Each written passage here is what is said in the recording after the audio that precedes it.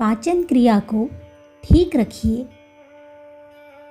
John Victor हैमन ने अपनी रोग मुक्ति की चर्चा करते हुए बताया है कि वह अपनी ज़िंदगी में नाउम्मीद हो चुके थे। आए दिन नए नए तर्ज की बीमारियां पैदा होती थी। इंजेक्शन लगवाते लगवाते उनका जिस्म छलनी हो गया था। सारी पैतृक संपत्ति को डॉक्टर लोग चाट चुके थे। इस पर भी कुछ लाभ न था। हालात दिन पर दिन गिरती गई, यहाँ तक कि चारपाई पर से उठकर चलना फिरना उनके लिए दुभर हो गया। ऐसी दशा में एक दिन पड़े पड़े उन्हें विचार आया कि पाचन क्रिया के ठीक न होने से मेरी यह दुर्दशा हुई। यदि किसी प्रकार मेरा पेट सुधर जाए तो मैं मृत्यु के मुख से निकल सकता हूँ। मृत्यु का भय और जीवन का लोभ दोनों ने उन्हें असाधारण साहस प्रदान किया और वे सारी दिलचस्पी तथा बुद्धिमानी के साथ पेट को सुधारने में लग गए। उन्होंने एनिमा द्वारा पेट को साफ करना, उपवास, व्यायाम और उचित आहार, इन 4 नियमों को अपनाया और अपने आप को अपनी समझ से अपनी चिकित्सा करते रहे। परिणाम यह हुआ कि दिन दिन उनकी हालत सुधरती गई और कुछ ही समय में वे पूर्णतः निरोगी और स्वस्थ हो गए थे। जीवन से निराश और मृत्यु की घड़ियां गिनने वाले व्यक्ति ने नया जीवन प्राप्त किया। बीमारियों से छुटकारा पाने के पश्चात जॉन हैमन ने लंबा दीर्घ जीवन प्राप्त किया। जब तक वे जिए फिर कभी भी वे बीमार न पड़े। अमेरिका के श्री सॉनफोर्ड वेनेट के अनुभव भी ऐसे ही है।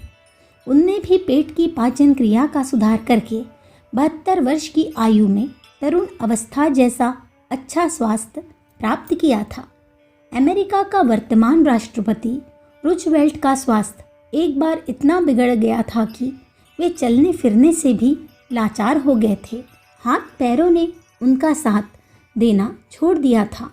दवा दारू के उपाय जब बिल्कुल कुछ काम न आए तो उन्होंने प्राकृतिक नियमों का सहारा लेकर अपने स्वास्थ्य को सुधारने का स्वयं प्रयत्न किया। उस प्रयत्न में उन्हें पूरी सफलता भी प्राप्त हुई। गत 9 वर्ष से लगातार वे राष्ट्रपति के महत्वपूर्ण पद का संचालन कर रहे हैं। कार्यभार उन पर बहुत अधिक रहता है, फिर भी उनके स्वास्थ्य में कुछ गिरावट नहीं आती, वरन तरक्की ही होती जाती है।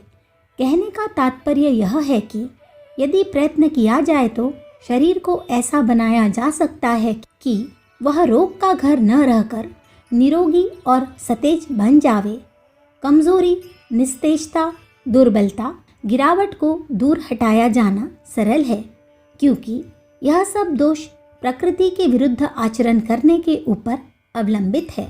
यदि अपने खान पान, रहन सहन और आचार विचार को अप्राकृतिक बनाने से रोक रहे और संयम तथा सदाचार पूर्ण नीति के अनुसार अपना कार्यक्रम रखे तो स्वास्थ्य को स्थिर रखना बहुत ही आसान साबित होगा। मोटा, तगड़ा, हृष्ट पुष्ट पहलवान बनना प्रयत्न साध्य है। इसके लिए विशेष रूप से विशेष कार्यक्रम को अपनाने की आवश्यकता होती है, परंतु काम चलाऊ स्वास्थ्य कायम रखना, बीमारियों से मुक्त रहना तो नितांत सुगम है। कब्ज क्या है? इस प्रश्न के उत्तर में यूँ कहा जा सकता है कि पेट के साथ बेइंसाफ़ी करने का एक मजबूत सबूत है।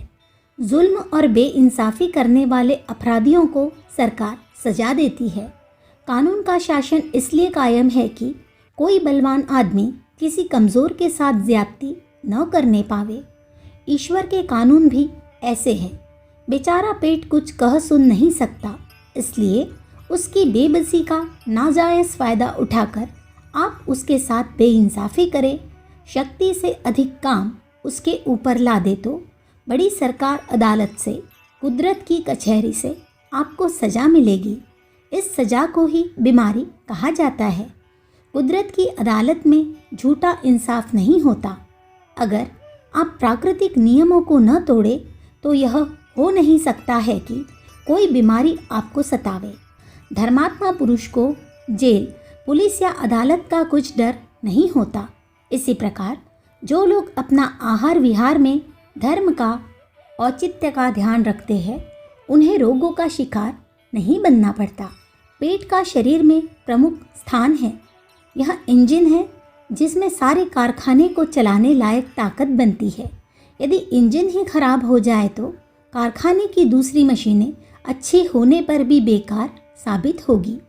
टंकी में पानी भरा हो तो सब नलों में पानी पहुंचता रहेगा, किंतु यदि टंकी ही खाली हो जाए या रुक जाए तो नल भी बंद हो जाएंगे।